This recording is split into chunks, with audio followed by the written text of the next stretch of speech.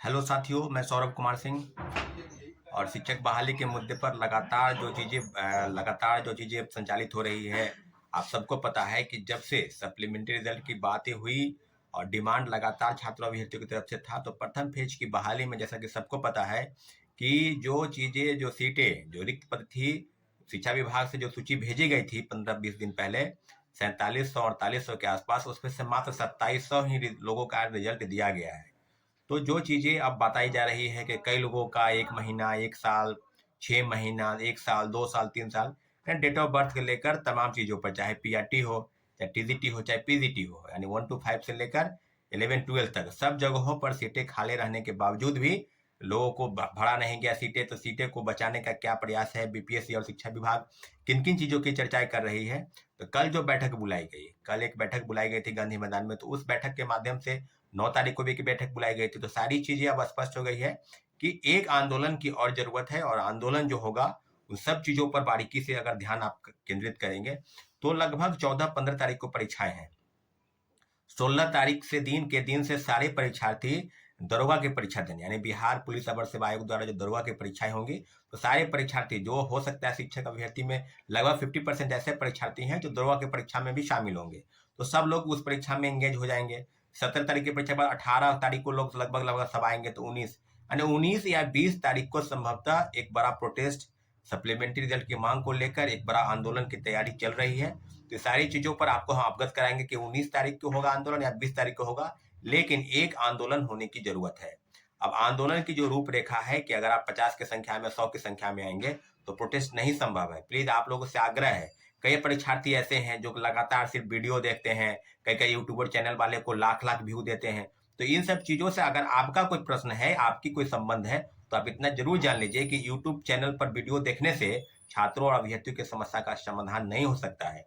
आपको सड़क पर आना पड़ेगा। आपको अपनी मांग को लेकर जो छात्र या अभ्यर्थी या हम लोग तरफ से जो आवाज उठाई जा रही है, उसमें खुलकर आपका समर्थन करना पड़ेगा। तो चीजें अब बिल्कुल स्पष्ट है कि शिक्षक अभ्यर्थियों के लिए जो सीटें खाली है, जैसा कि सबको पता है कि 92,000 पद ही अभी तक शिक्षा विभाग और बीपीएससी ने भरा है, तो अभी भी लगभग 28,000 पद खाली है।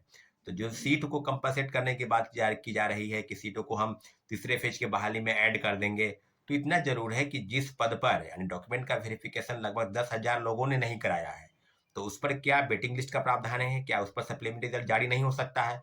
तो सब चीजों पर अगर कहा जाए तो अभी भी एक गुंजाइश है कि सप्लीमेंट्री रिजल्ट आएगा। और आपको हम बता दें कि सप्लीमेंट्री रिजल्ट को लेकर काफी आपको की जीती है, तो तीसरा सप्लीमेंट्री रिजल्ट भी जरूर आएगा।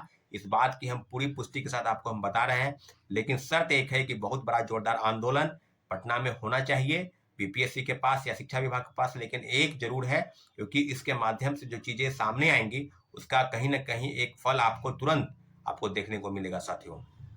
दूसरी महत्वपूर्ण बात, कि कई साथियों का कहना है कि दूर इलाके से रहते हैं, महिला अभ्यर्थी हैं, तो कोर्ट के केस की भी तैयारी चल रही है। कई साथी जो है बातचीत चल रही है, हमारे भी बातचीत लॉयर से चल रही है। तो कोर्ट केस के संदर्भ में काफी चीजें हैं कि आपने कहा ना कि दूर दूर से कई परीक्षार्थी हैं, तो सारे लोगों से डॉक्यूमेंट मंगाया जा रहा है, डॉक्यूमेंट लोग भेज रहे हैं। और जिस दिन कोर्ट केस होगा तो उस दिन वकालतनामा पर साइन करने के लिए भी लोगों को बुलाया जाएगा। तो सब चीजें लगभग अब स्पष्ट है कि 1 to 5 से लेकर 11-12 तक सब जगह सीटें खाली हैं। डेट ऑफ बर्थ को लेकर कई लोग छट रहे हैं, और ज्यादातर लोग डेट ऑफ बर्थ को लेकर छट रहे हैं।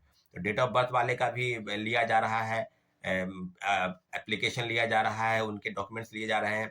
उसके बाद 1 से 5 तक कई अभ्यर्थी हैं जो तमाम जगहों पर, तो 1 to 5 से लेकर उसमें प्राइमरी वाले में काफी सीटें रहने के बावजूद भी लोगों को हटाया गया।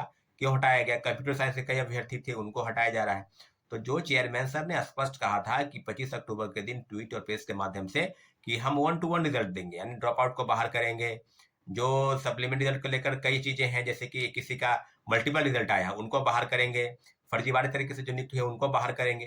तो सीटों का अगर आंकड़ा कहा जाए तो सीटों की संख्या काफी है। इसके बावजूद भी सप्लीमेंट्री रिजल्ट पर मात्र 2700 रिजल्ट देना छात्रों अभ्यर्थियों के साथ एक धोखा और षड्यंत्र जैसा ही प्रतीत होता है।